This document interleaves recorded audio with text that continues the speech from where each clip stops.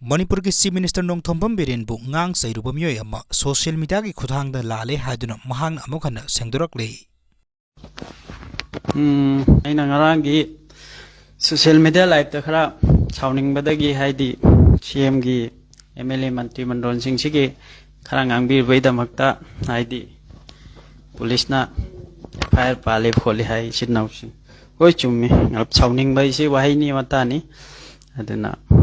Manipur gi CM moi biriba pabung biren amadi leiba MLA mantri mandron so ngakpiu nasani nanawni nasagi nanawgi asoi bai si noi nangan gatam phare edu aina ngarang ngang hidugi damakta noi chawning badagi ai si phara kanda Manipur si irang loisan ga boiradi phai phabiro adu ai di sum nachani nanawni ngapta ngang bai si paja mayam pen dong ngasi gi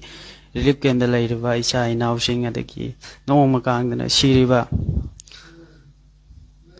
adu singdoi damakta pen dawe ngapta ngangomni aduna waro biroi ngakpi gani haina su khalli aigi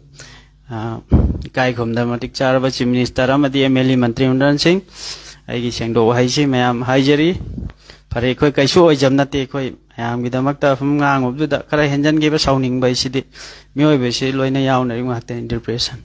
aduna ngakpi gani sarkar gi makai dagi su adagi mayam loina makta gi su ngakpi gani haina khanjai